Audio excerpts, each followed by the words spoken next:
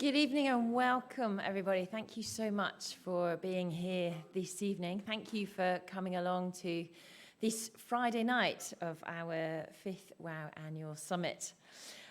Thank you for being part of our week-long events, of which there have been many and still more to come. I hope that you have really enjoyed the refreshments outside. We have had nibbles and wonderful drinks. The drinks are from Altitude Brewery and the vineyards of Ripon and Be Effect Brewing from over the hill, and our food from our sponsors that have created it, Kiwi Harvest Collecting, and then the Southern Institute of Technology Catering School has put it together for your delight. So they will be available after if you would like to spend more time digesting literally what we enjoy this evening with that benefit. Please do hang around. So WOW is a registered charitable trust. It is a for-purpose, not-for-profit organisation run by a dedicated group of volunteer individuals. Our aim is to educate, inspire, and enable New Zealand communities to accelerate towards a low-emissions, regenerative future and beyond.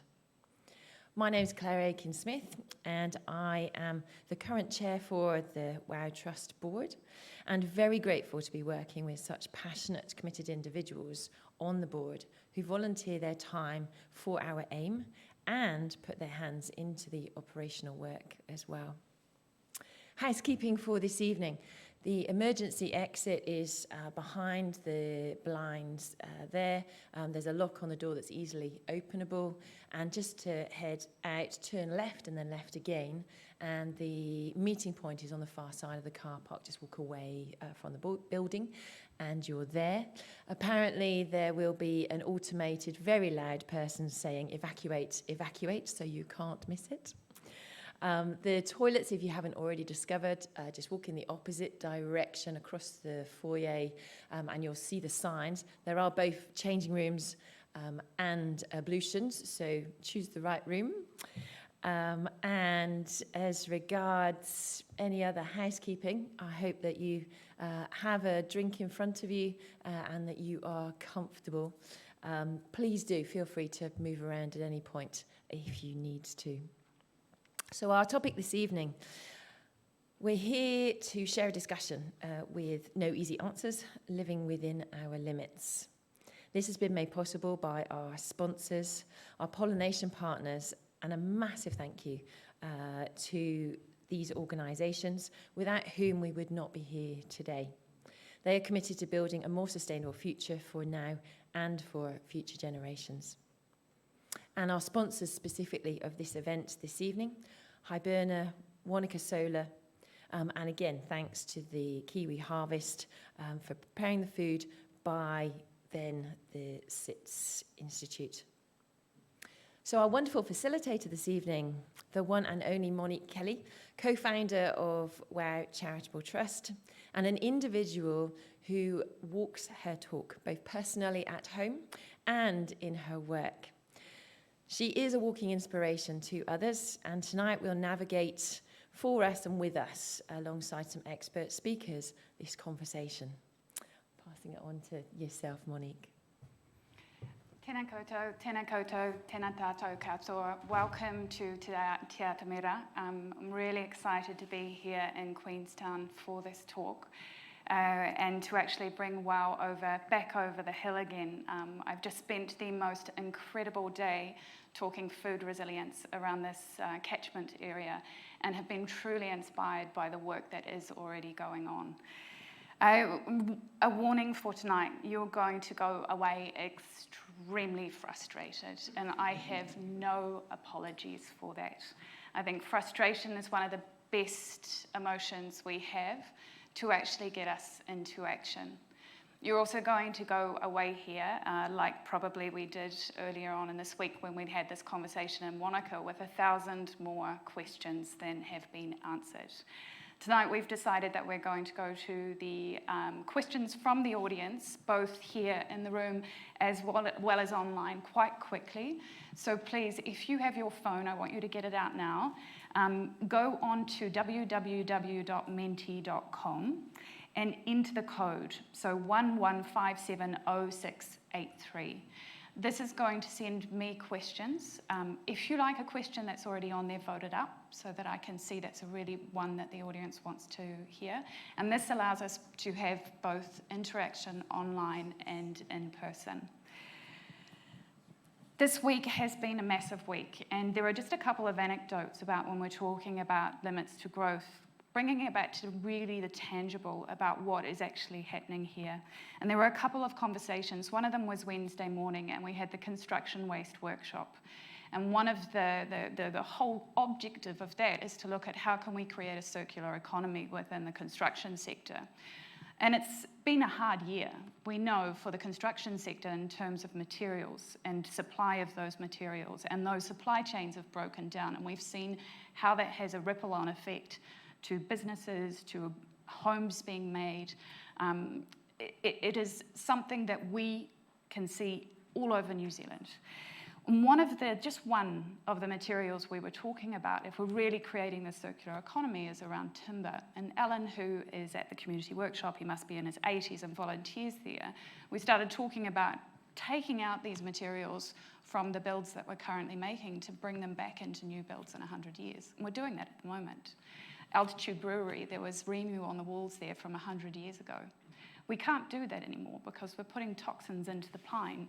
We're no longer planting the natives to the extent that we can actually harvest them. We're thinking about planting more pine because it's short growing, 25 years. This is really short-term thinking. 25 years is a tiny little blip in time. We have to think long-term. Second was today, Altitude Brewery. And the word that came to me and really stuck in my mind throughout the whole of the day was hyperlocal, going from Royal Burn and seeing how they're planting and growing food, right through to going and being able to eat pizza with remarkable fungi made here in Queenstown on it, and to taste a beer made from barley from Royal Burn. And Eddie, who got up and talked, said, we have decided we are only going to be hyperlocal. We are not going to put anything we brew onto trucks, or hardly at all, because it's affecting our margin. We can't afford it. If we go and send it away, it's too expensive freight. So it's already hitting us, this both materials and the energy crisis, and it's hitting us in a tangible manner. So tonight's conversation is all about how do we live within our limits. But without further ado, and I know Jonathan just before said to me, please don't go through that long introduction. We have three incredibly intelligent, inspiring speakers with us who have done amazing things. And I think it's really important that we both respect what they have done and show them the mana that they are due by actually talking about where they come from and what they have done. So I am going to do the long introductions. So apologies, Tim. I will get to you in a second. So first of all, I have Jonathan Boston. Jonathan has a BA Honours from the University of Canterbury here in New Zealand and a PhD in Political Science and Government from the University of Oxford. He is a Professor of Public Policy at the School of Government at Victoria University Wellington and has served as the Director of the Institute of Policy Studies and the Director of the Institute for Governance and Policy Studies at Victoria University of Wellington. During 2021, he served as a Principal Advisor for the Ministry of the Environment. He has published widely on a huge number of subjects, including public management, social policy, climate change policy, tertiary education policy, comparative government, child poverty, and more recently, growth versus degrowth. Welcome, Jonathan. Thank you, Monique. Kate has a Bachelor of Engineering from the University of Auckland. She has a PhD in Sustainability Science from Curtin University in Perth. Kate has worked as a sustainability professional for the last 15 years, leading large projects and teams in New Zealand, Singapore, and Australia. In 2018, Kate founded the non-for-profit Planetary Accounting Network and juggled that in combination with her job at Becker. I don't know how she did it, which has developed a framework that translates the global sustainability science into tangible action. We're really lucky to have Kate as one of our district locals. She lives over in Wanaka, and if you're super lucky, you'll see her on the ski field because she does moonlight as a ski instructor to get the data cobwebs out of her head sometimes. Finally, Tim Crownshaw, who for the second night in a week, and he has a 10-day-old baby, now 12-day-old baby. So thank you so much, Tim, for joining us from Victoria, BC, Canada. Tim has a Bachelor of Science in Physics and Mathematics from the University of Otago, a Master of Energy degree and a graduate diploma in engineering from the University of Auckland, PhD at McGill University in 2021, focusing on dynamic modelling of global energy transition pathways under uncertainty. That is an extremely long PhD subject, so congratulations for that one. Tim is currently a researcher at the Institute for Integrated Energy Systems at the University of Victoria, BC, Canada. His primary research interests include exergy economics, which is researching the relationship between energy use, economic growth, and human welfare. Tim has published several peer-reviewed articles on topics including the potential political ramifications of declining energy supplies, reconsidering possible futures given the limits to economic growth, and the prospects for global environment economy decoupling via a shift towards knowledge-based economies. So I think you can all agree and put your hands together. We have amazing three speakers with us tonight.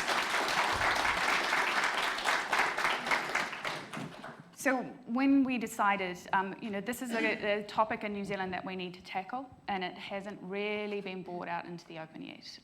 It's one that has sort of been on the fringes of a number of conversations at different sustainability events this year, but it's one that we said right at the beginning of the year, we want to have this conversation because we need to have this conversation. So I started researching who's doing what in New Zealand. And very quickly, Jonathan's article that he published in April, wasn't it, Jonathan, came up. And I have not read yet an article that so well articulates that difference between green growth and degrowth. And I wondered if you would be able to just explain that for us. Well, thank you, Monique, and thank you for coming. And it's a great pleasure to be here in Queenstown. It's a beautiful place, and you're lucky to live here, those of you who do. So when we think about economic growth, the advocates of green growth will typically be thinking about economic growth from the perspective of gross domestic product, or GDP. And GDP is essentially a measure of the market value of the flow of goods and services in an economy during a particular period of time. So every so often, every quarter, we get the GDP figures for New Zealand and other countries, and at the end of the year you get the annual figure. And most years GDP is going up in most parts of the world at different rates. So when green growth advocates are talking about green growth, they're talking about growing GDP at the same time as hopefully enhancing the sustainability of the economy. Advocates of degrowth also talk about GDP, but many of them focus particularly on the growth in consumption of energy, the growth in consumption of raw materials, and or the growth in consumption of sort of total throughput in the economy. So just be aware that when people are talking about economic growth, sometimes they're talking about GDP, sometimes they're talking more about the consumption of energy and raw materials. Now, does it matter? Well, it does. These distinctions are important, but just to bear in mind that over the post-war period, the growth in the consumption of energy and the growth in consumption of raw materials has tracked the growth in GDP very closely. So there's a pretty close correlation. So if GDP goes up, consumption of energy and raw materials tends to go up. The problem we have now is that we have an unsustainable level of consumption of many raw materials and of fossil fuels. So we have to change, and we have to change fast. So just in the last 36 hours, we've had 3 organizations report the state of the world from a sort of environmental point of view. The first is, I think it was from the World Meteorological Organization, it may have been another organization, which basically told us that the concentrations of 3 key greenhouse gases, carbon dioxide, methane, and nitrous oxide, reached their highest recorded level last year, 2021.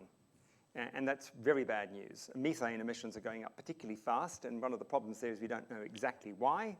And methane is a very powerful short-term warmer of the planet. Second report was from the United Nations Environment Programme, which basically told us that we're on track to warm the planet by about 2.5 degrees relative to pre-industrial levels, given the current commitments of governments to reduce emissions. And yet the Paris Agreement talked about us trying to achieve a maximum warming of well below 2 degrees Celsius, ideally no more than 1.5 degrees. Well, the evidence from the United Nations Environment Programme is that 1.5 degrees is now pretty well unattainable. We are heading towards more like 2.5 degrees, and that's very bad news in terms of the impacts that will have and the potential tipping points that we'll cross, which will provide positive feedbacks. The third report was from the International Energy Authority, which was based in Paris, and it was looking at the likely scenarios for energy consumption over the next decade or so. And basically it said, in terms of carbon dioxide or fossil fuel use, and then for carbon dioxide emissions, we may peak, if we're lucky, in a few years' time, around 2025, 2026. And by 2030, we might have emissions down to about what they are now. But what scientists told us some years ago is that if we would have any chance of achieving no more than 1.5 degrees of warming, we would need to reduce global carbon dioxide emissions by around 45 to 50% by 2030 relative to 2010 levels. So if they're going to be almost the same as they are now in 2030, we're missing the mark hugely. So just a couple of other points. So in terms of this debate between green growth advocates and degrowth advocates, the green growth advocates are basically saying we can decarbonize the economy, we can use fewer raw materials, and we can continue, and we can do that while we're growing the economy in terms of GDP. And indeed, they say we're more likely to be able to decarbonize the global economy more quickly if the global economy is growing. Advocates of degrowth say, look, there's really very little evidence of what is called relative or absolute decoupling in the historical record. And we have no confidence that we're going to be able to decarbonize the global economy rapidly if the global economy continues to grow. Tim knows far more about this than I, and he can talk more about this. But basically, the degrowth people say, look, if we're going to have any chance of living within biophysical limits, certainly in terms of, say, greenhouse gases, we're going to have to stop growing, particularly in the rich world, such as New Zealand. Indeed, we're probably going to have to contract the economy, and that's going to be really, really important from the point of view of long-term sustainability. So that's a sort of a quick introduction to the topic. The only final thing I'd say is that both advocates of green growth and advocates of degrowth admit or agree that GDP is a very poor measure of human progress. We need much better measures of human progress, much richer, sort of multidimensional measures of progress. Happy to say more about that later if we have time. All right. I think just picking up on something you said around those biophysical limits, because I think, Kate, this is sort of where you have been working with the planetary boundaries. And just looking at, before we look at growth, degrowth, explaining a little bit more about what those limits are and the work that you're doing. Yeah, sure. And kia ora, everyone. It's really nice to be here. I think, just like, you were saying, actually, the way that we define growth is really important. What is growth, and growth is different.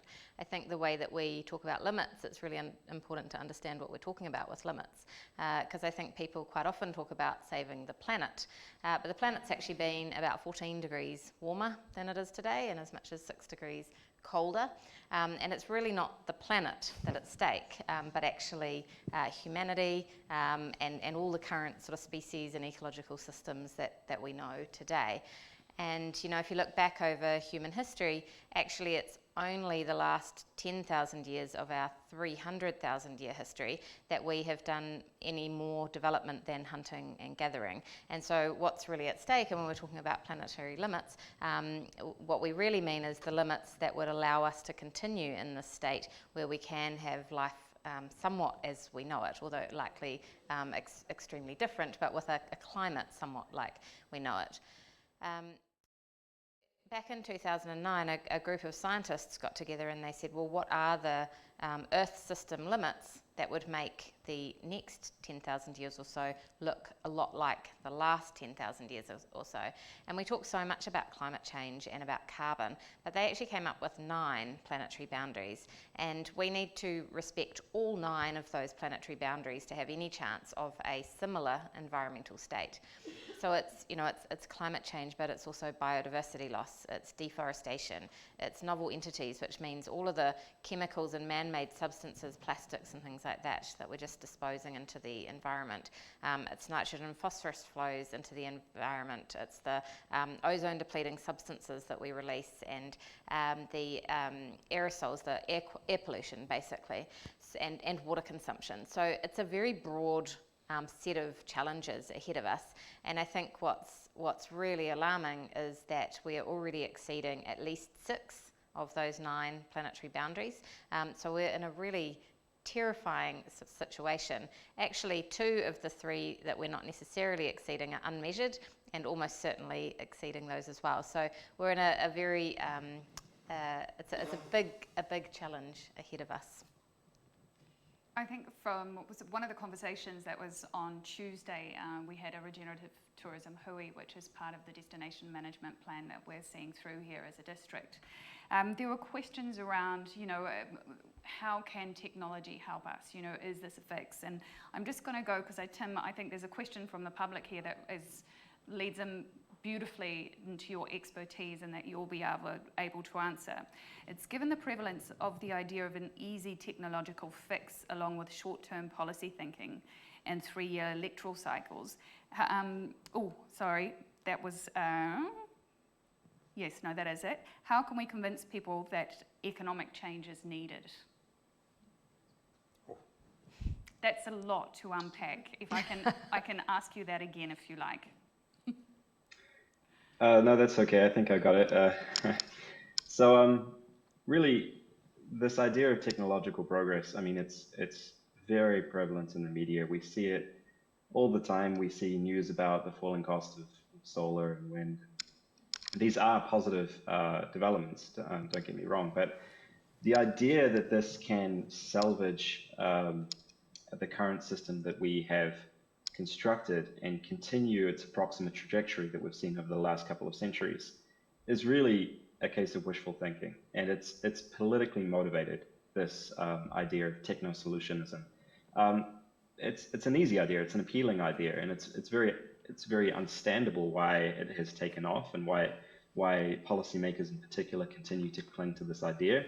It sort of kicks the can down the road, and it offers an excuse to not have to do the hard work of thinking seriously about the right scale of the economy. Any physical system, the global economy is just one physical system like any other, and all other physical systems, they grow up to a point of maturity and then they stop growing. They grow up to a level that can be maintained in a state of health within their ecosystem.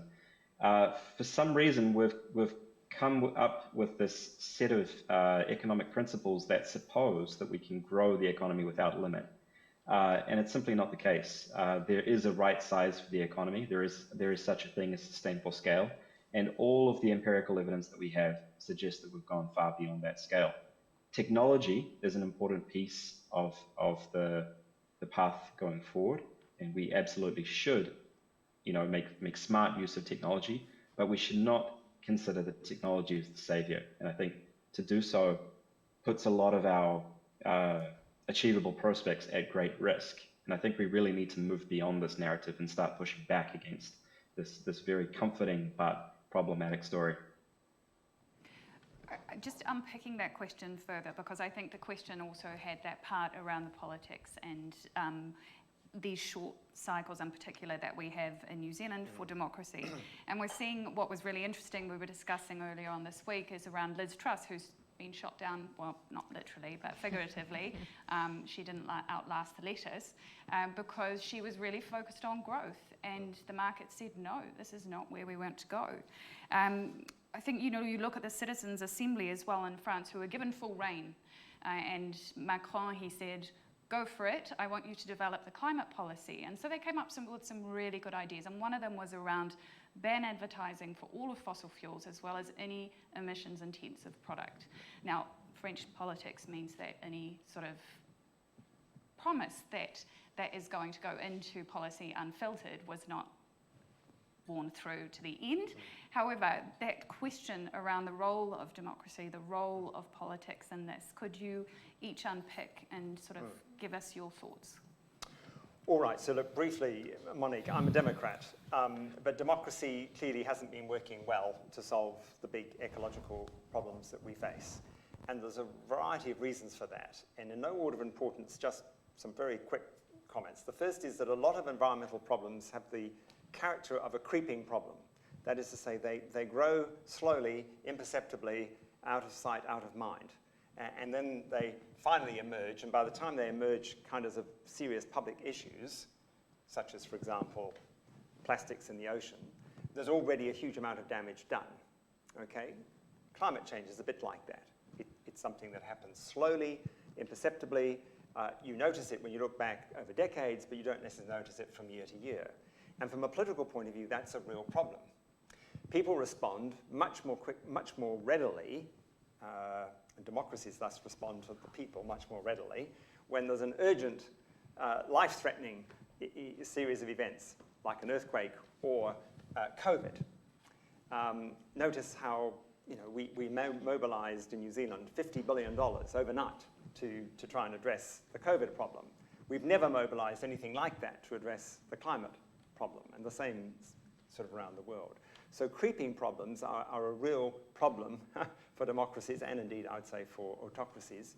But there's another mention, if I could just mention it, and that is that there's a multiplicity of what you might call political asymmetries, or politically salient asymmetries, which make it difficult for democracies to respond to certain types of problems, environmental problems in particular, very quickly. We only measure some things, and Kate knows all about this, and if we don't measure things, then they don't count. And the environment typically hasn't counted very much in public policy and policy making by politicians. Secondly, there's a kind of intergenerational asymmetry. Future generations don't have a vote. They depend on you and I to protect their interests. And if we're focused on the short term and our own well-being, the risk is we will not protect future interests. And future generations can't do anything about that. So there's that kind of voting asymmetry. The third asymmetry is a cost-benefit asymmetry. It's essentially a situation where in order to achieve good long-term outcomes, you have to invest upfront, and that's costly. You can see the costs, they're direct, they're visible, and they're costly, all right? The benefits, unfortunately, in these sorts of situations, the benefits tend to be less certain, less visible, of course, because they're in the future, more dispersed, and more uncertain. So you have that kind of cost-benefit asymmetry, and therefore people are going to be reluctant to invest up front. And the fourth asymmetry, just quickly, is a kind of interest group asymmetry. In the case of climate change, you have, but bluntly, some very, very powerful concentrated interests, fossil fuel companies, in New Zealand, the dairy industry, enormous resources, enormous capacity to organize and influence domestic politics across multiple countries. Against them is ranged, weak, dispersed environmental interests that lack the resources of the concentrated interests. And when you have concentrated interests versus dispersed interests in a democracy, it's very clear what happens. The concentrated interests tend to prevail. And those four asymmetries are kind of fundamental to most of the key environmental problems that we've been facing over the last half century or so, and help explain why democracies have failed to rise to the occasion and deal with these big problems of biodiversity loss, climate change, and so on in the way that they have. So basically, we have a huge mismatch at the moment between what should be done and what is being done. And unless we can bridge that gap, well, there's no question we are going to face exceptionally difficult times. And I suspect Tim might talk more about this, a real shift in the kind of civilization we have to something quite different and a very painful journey along the way. Tim, Kate, did you want to add anything about your thoughts on Tim's nodding, so I'll let you go, Tim. Yeah, I would definitely echo that these asymmetries that exist, particularly in my view around the distribution of costs and benefits, that if we take action to address climate change, for example, we have to make real tangible sacrifices in our own lives. Some people, depending on your own moral orientation and your own willingness, will be quite happy to do this. Others will not. But let's be real, it is a sacrifice to give up a lot of these modern conveniences. Just the power that fossil fuels confer to our lives. This is a serious sacrifice, and the benefits accumulate in the future and distributed around the world. Now, any particular actor in that collective action problem is motivated to maintain their own benefit. It's simply the nature of these collective action problems. And we have failed to address collective action problems orders of magnitude simpler and smaller than this global problem of sustainability, or achieving sustainability. So I think we should not underestimate the challenge, and we should be quite realistic about what it entails. For that reason, I think that we should be cautious about how much faith we place in existing political systems and structures and mechanisms to be able, they just simply weren't built for these types of problems. And that's a fundamental issue. Now, can we rise to the challenge and build new governance structures at the scale of analysis which is needed, which is, everything from local up to global? Well, currently, the way we're tracking at the moment, it doesn't look too encouraging. If we had, a couple of centuries to tackle this problem, I think it would be, we could see that as something that would be achievable. But in the very short amount of time that we have to get a handle on these problems, it doesn't appear to be forthcoming. I actually wanted to just add, I guess, to your comment on measurement, because I agree we're not measuring very many things, and so we're missing quite a lot of important things. But also the things that we are measuring, we're often measuring them badly, and without thinking about what the outcomes are of what we're measuring, how we're reporting, how we're debating it. And so it's become this really clever accounting strategy, like a game. And I think all the sort of different governments, if you have a look at the target setting, and New Zealand's not immune to this. They a few years back, I remember putting in a consultation on one of the targets that they'd sort of put out, and every consultation just about said they wanted to go harder, and then they changed the base year so that the resulting number looked way better. They were like, instead of, I can't remember these numbers, but instead of 30% improvements, we're going to improve 40%. But because they moved the number, it became much less ambitious, and it was just all tucked away. And the same things happened with a lot of these targets. It's all very well to be targeting net zero by 2050, but it's what happens between now and 2050 is of critical importance, because it's, are we doing linear change? Are we dropping very steeply, which is what we actually need to do? Are we going up first, which is what sounds like we will do? And all these things really matter. I had an interesting project actually in Queenstown about a year ago, and we were just looking at emissions of the wastewater treatment project. And we were looking at emissions per litre of water treated.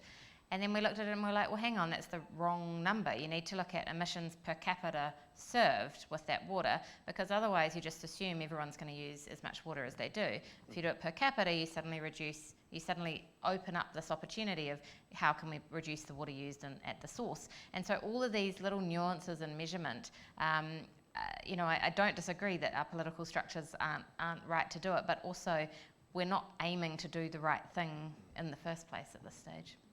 So I think coming off the back of this, one of the questions coming out is, with this asymmetry, in particular imbalance between the environmental voice and that lobby group with big industries and those emissions intensive industries, how do we fix this? How do you get more symmetry between the two of them? With great difficulty, with great difficulty, and clearly humanity is failing at the moment. So one could think about at the global level, trying to build very robust global institutions that can have a significant influence over the policies of nation states. Well, to do that, you would have to have the big powers being willing to give up some of their power and share it. And clearly they're not. The big five, or the 5 countries which have a veto in the Security Council, none of them are willing to give up their veto. Or to give other countries a veto. So at the global level, we've got a serious problem. At the national level, there are things one can try to do, and here in New Zealand, we've done quite a few. So one of them is to have a variety of what can be called in the trade commitment devices. Think about New Year's resolutions. Well, that's a commitment device. You say, right, I'm going to lose 14 kilos in the next 12 months. That's my commitment, and I'm making it public. So I'm telling people at the New Year's party I'm going to do that. And you've made a commitment. Well, it's not a particularly strong commitment, I have to say, and it's easy to break, isn't it? But you can at the political level make commitments in law through creating institutions which have particular responsibilities, like our Climate Change Commission has particular responsibilities. So you can make commitments to net zero at 2050. I know it's not ideal, because politicians who make that commitment aren't going to be in office in 2050, but nonetheless, you can make those sorts of commitments. And in my view, part of the task over the next few years is going to be to try and ensure that we get governments to make as many really robust commitments for which they can be held accountable. And that probably means sort of medium term rather than lots of long-term commitments. Final quick comment is we need to increase the power of the voices of the future. So how do we enhance the capacity, if you like, future generations to speak to us today? How can we try and ensure that the children of our grandchildren are there being heard? Well, very difficult, but we can create institutions which speak for the future. So we have a Parliamentary Commissioner for the Environment. In many ways, the Parliamentary Commissioner for the Environment is speaking for the future. But how much do we give that Parliamentary Commissioner to do his job? About $4 million a year. I mean, it's trivial. It's petty change. It's not even a sort of whatever margin of error in accounting for the Crown.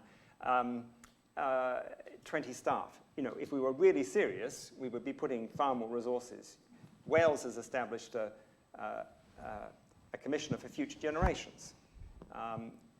Someone whose specific mandate is to speak on behalf of the future, as difficult as that might be. So there's things that we can do, but this is really critical. Look, one final thought is we have to have an educated, informed populace. Most people have no idea, really, just how serious the situation is we face with biodiversity loss, climate change, pollution, and so on. Just have no idea. I sat next to someone on the plane coming down here, a car mechanic from Hawera in Taranaki. What was he coming here to do? To race gas-guzzling cars coming on a plane. That was what he was coming to do. And I thought, where do you start? Electric cars will put him out of business because he will no longer have a job. In the meantime, he's helping to destroy the environment. Sorry.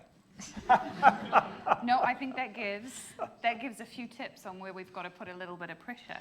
I'm just wondering if Tim and Kate, if you had some thoughts on how we can adjust that asymmetry that we do have.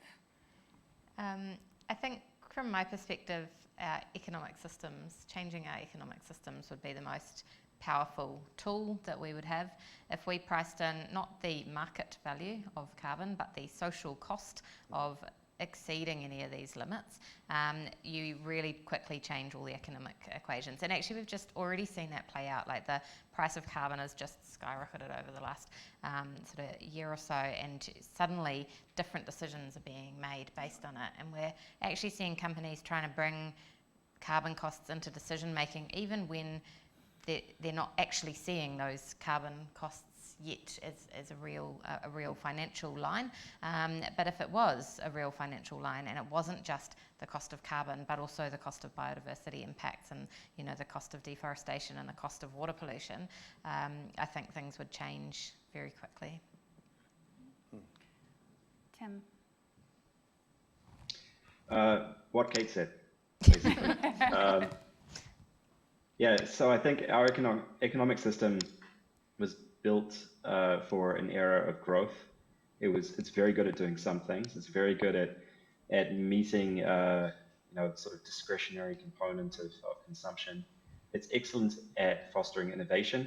It's not good at dealing with ecological limits. It hasn't been built for that, and so it shouldn't be surprising that it isn't. I think as well as the sort of more nuts and bolts side of things, measuring some of these costs that are not included in market transactions and getting them in there, I think that's essential.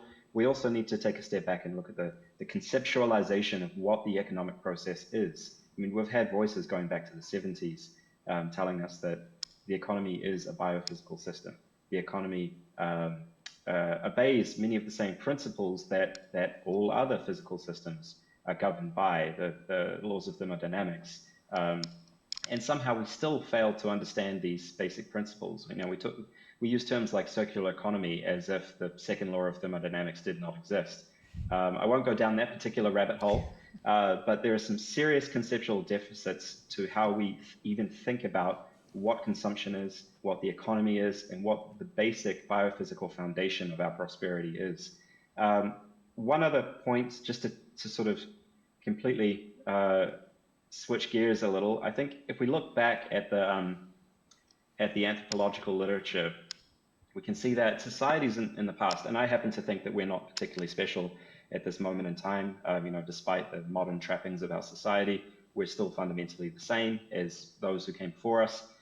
Societies that faced ecological constraints of similar magnitude, at least on a regional scale, there's only a handful that successfully tackled those issues.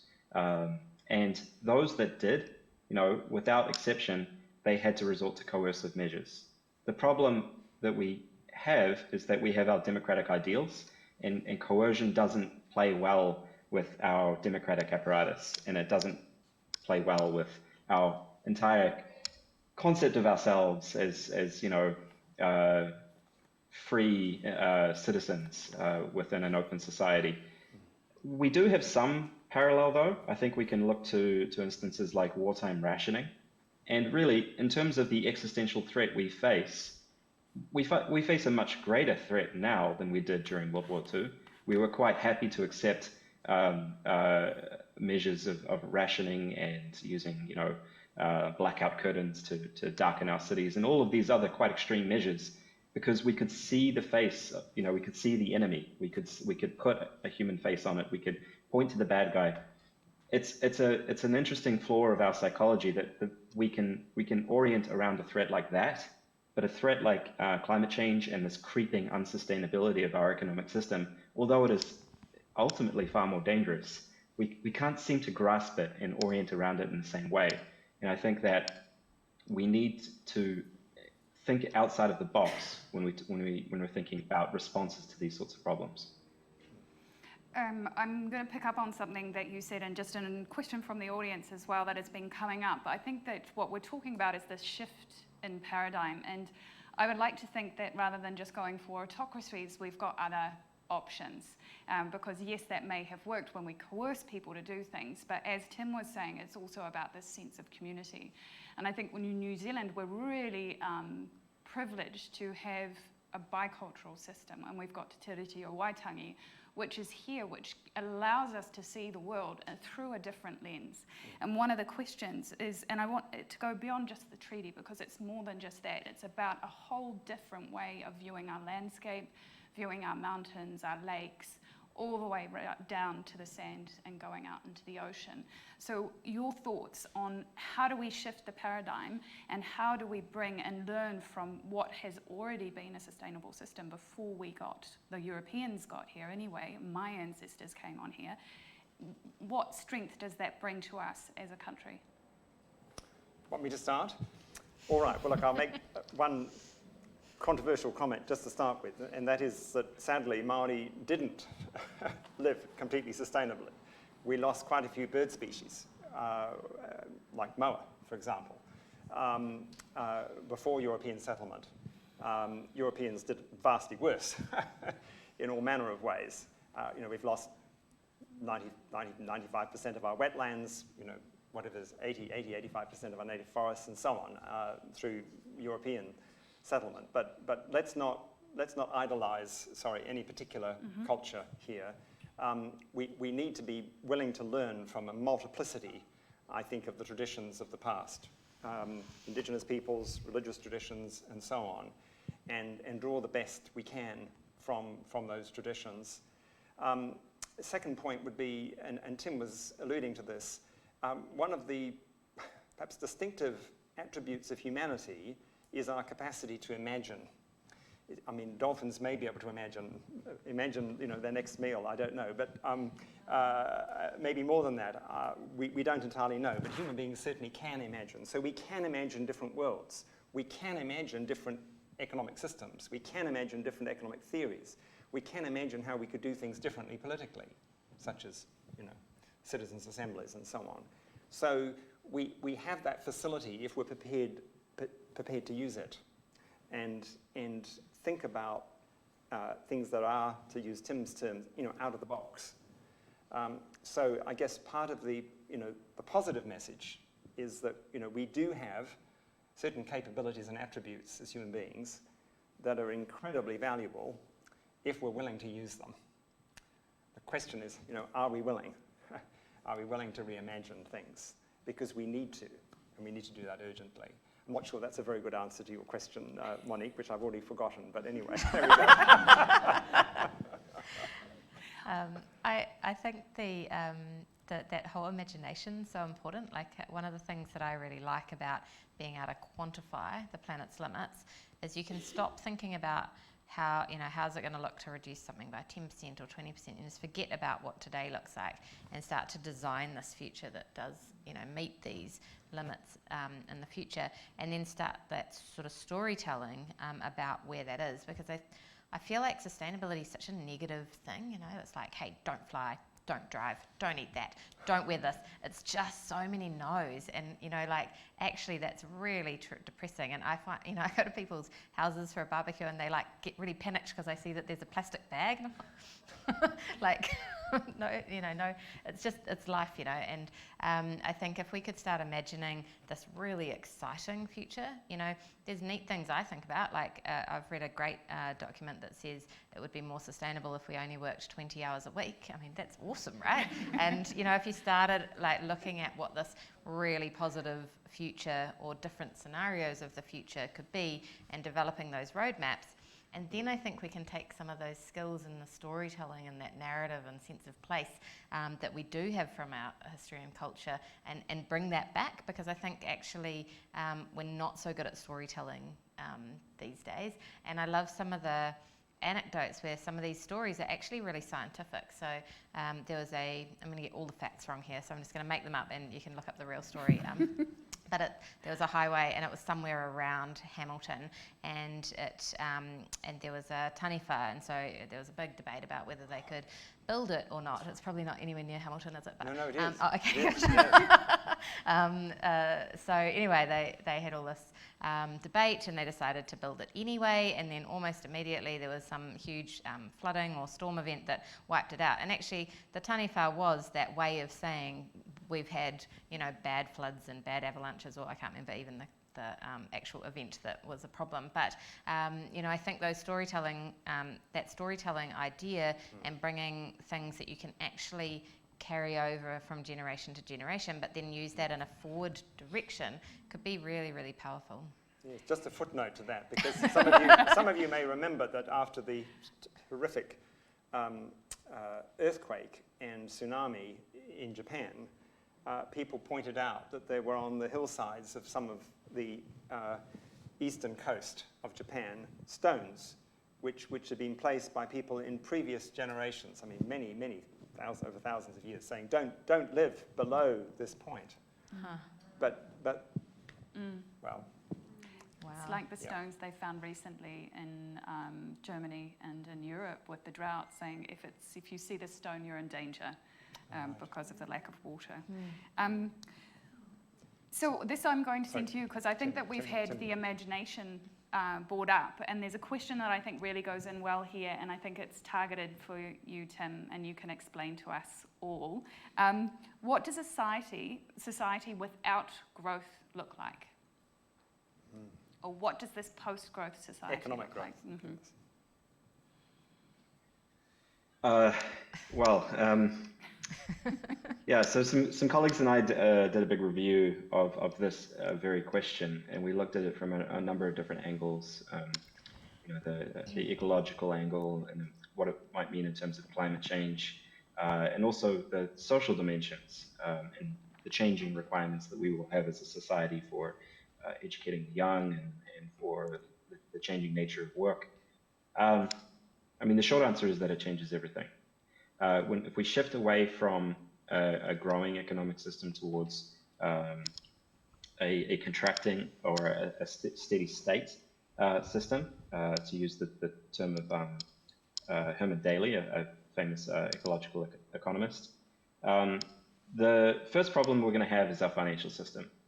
It's based on debt. Money creation is based on debt.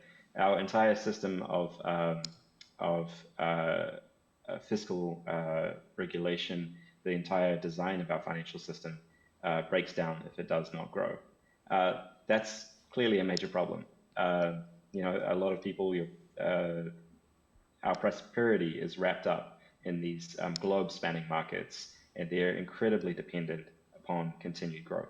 That's one clue as to why policymakers are so fanatic about promoting growth.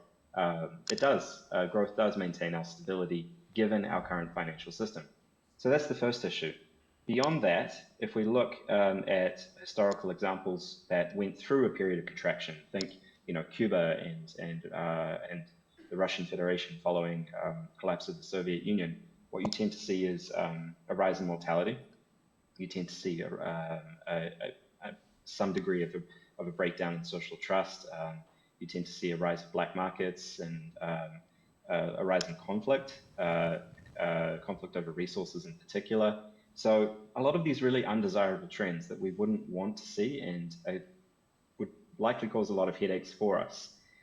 Now, that's not to say that we can't reorient ourselves to manage that decline more gracefully.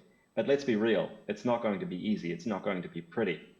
My hope is that we have enough time to grapple with these ecological limits to economic growth, that we can sort of jerry-rig our way through it, and we can come up with a solution that doesn't look quite so terrible. But we have to brace ourselves for the possibility that we have a more rapid, more systemic change in economic circumstances.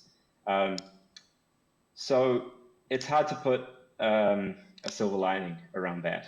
I think that we need to be upfront with ourselves that the adjustment period to life beyond economic growth will not be easy.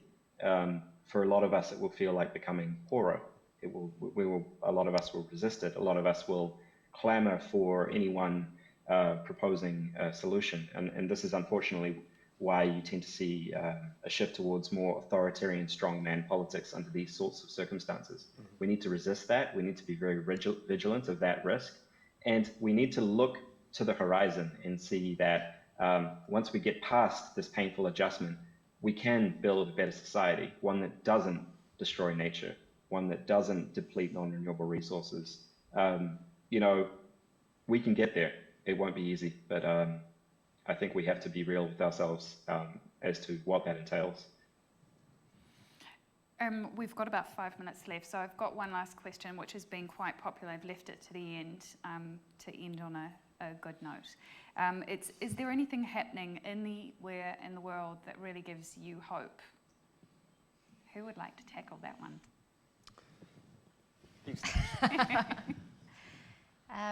There's a lot of things that are giving me hope. Like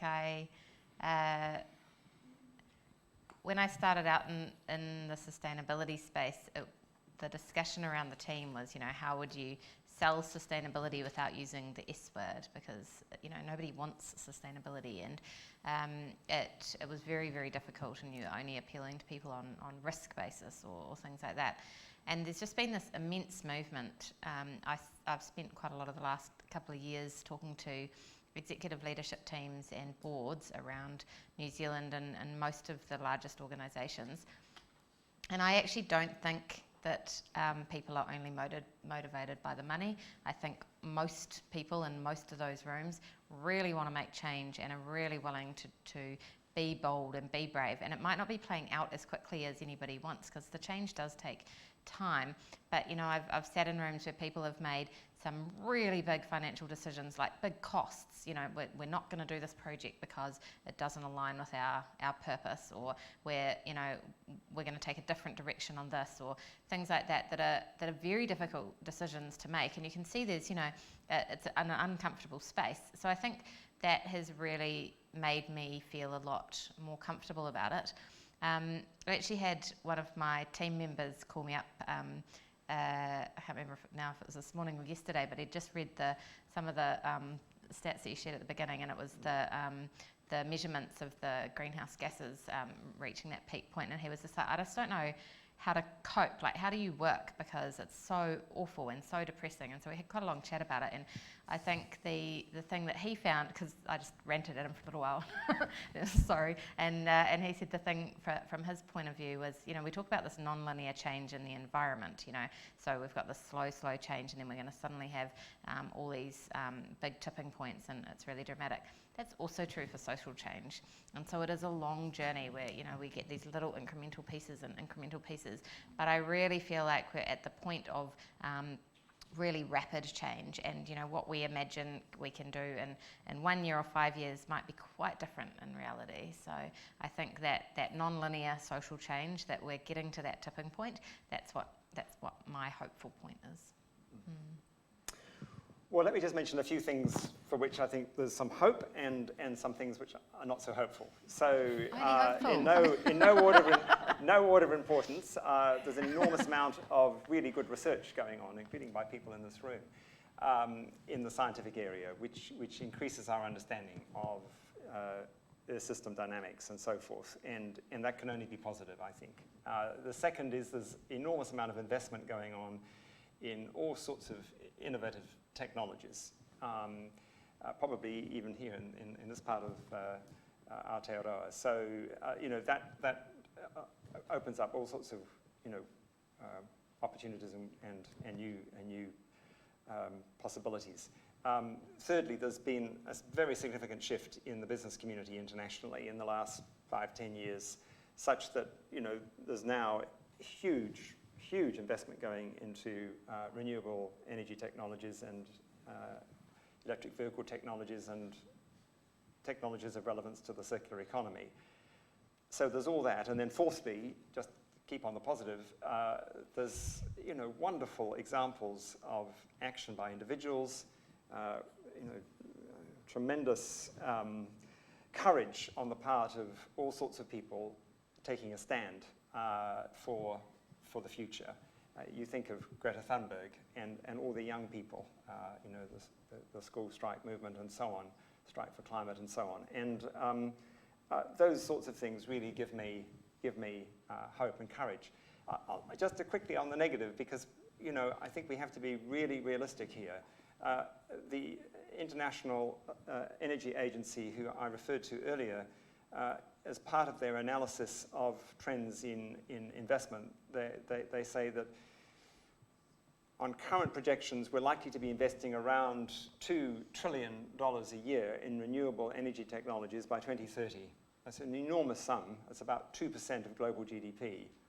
But it's only half of what we would need to stay below 2 degrees of warming. So we're not even halfway, so to speak, or barely halfway. And that's a sort of an optimistic kind of projection.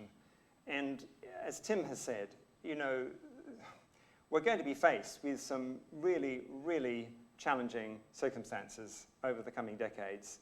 Much more severe storms, much more severe floods, worse heat waves, droughts, and of course sea level rise gathering pace. I've been working in that area, trying to think about how we're going to move tens of thousands, ultimately hundreds of thousands of New Zealanders away from harm along the coast of New Zealand. We have the 9th longest coastline in the world. But our problems are tiny compared with the problems of a Bangladesh or a Vietnam or even Florida, where you're going to have to move millions, if not tens of millions of people. I mean, this is going to be enormously disruptive, absolutely enormously disruptive. And the impacts on food security globally, migration flows, conflicts, and so on are potentially, almost unimaginable, really, and horrific. So let's not pretend what the future holds. We can see very clearly the kinds of challenges we're going to face. We have to be realistic about that.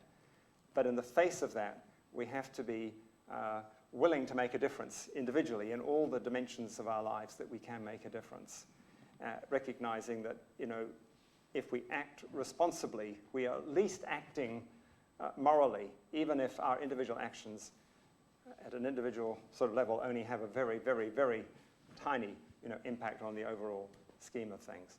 So what I like to say to students who ask me, Jonathan, what hope is there for us as young people? I'd say, well, look, we need to have realistic hopes. In other words, we need to be hopeful about the things that we can be hopeful and not pretend about the other things. Okay? That's probably enough. Tim, what gives you hope? Well, this is a hard question for me. I spend a lot of time with my head in the data, looking at the trends and where things are going despite all the lip service given to these problems. But a recent experience, I had the great privilege of visiting the Aamjiwnaang First Nations in Sarnia, Ontario. So they're just across the St. Clair River from Detroit. They're ringed by petrochemical facilities. It's quite a sight. It's very sobering. A couple of sisters from the community there showed us around what they're living with, and there's benzene hanging in the air. You can smell it. They've got a vastly shortened lifespan. They've got elevated levels of mercury in the hair. They have a 5-to-1 female to male birth ratio. It's just unbelievable that this is happening in a developed nation. And I asked them, how do you keep going? How do you not give up? And one of the sisters, she turned to me and she said, "We were here long before you, and we'll be here long after you." And I think that was really powerful. This idea of shifting your temporal horizon, you not being so fixated on maximization in the present, chasing this sort of dream of economic prosperity forever. Instead, taking a very patient approach and realizing that all things in time will pass, all things will change. And that was, quite a profound experience. I think that it showed me that the sort of strength of the human spirit, if people are properly awakened and properly oriented towards the good, there's an incredible strength there. It's just that in our modern fast-paced culture, it's hard to access that mindset. We're trained out of that mindset, but it's there. It's sort of in the cultural subconscious, and it's available if we want to tap into that. I think that we are out of time, but I'm just going to conclude around this question around hope. And it's been mulling around in my mind all week, because I don't know if hope or inspiration or hope or optimism is really the word that we need at the moment. I think this weighs heavily on a lot of our hearts, and anyone who's in the sector or around the peripheries will have this heaviness knowing what is coming and how we have to deal with it. I think that this week has shown me the strength of being inspired. I was highly inspired yesterday by groups of students who came through in our planning for the future from Maniatoto, from Roxburgh Area School, from Mount Aspiring School, and how they set out what they want to do in the future, a bit like Tim. They are really, they're not thinking hope or optimism, they're planning. And that's what we've got to do. I have been inspired by every single stop I did along the way when we were doing our tour and seeing the businesses, the community groups. We had a lot from council. We had Queenstown Resort College with the students with us. What is actually going on in our community and the action that is happening? What we do need to do, and what I do want to rage against, is how do we get more people to be aware of what is happening? How do we get this conversation beyond a panel of experts and a small group of people in a room and online? And how do we actually start inspiring everyone, not just those who are in this room? And that starts with conversations. That starts with us. It starts with 1,000 conversations each going out of this room and talking about this, not in a way that is confronting, not in a way that is going to push people away, but to inspire them to see what this world could be like. I'm going to end, and as I did the other night, I found this quote from Tim's article that he wrote to be truly inspiring, and I want us to finish on this note so we all go out with light hearts. Now is the time to be brave, tell new stories, and relearn how to lead lives with much less power, control, and abundance. Lives that will allow us to one day rediscover our rightful place within the community of life. Thank you, Tim. Thank you, Jonathan. And thank you, Kate. You have been wonderful to have you at WOW. And thank you all for coming tonight and online.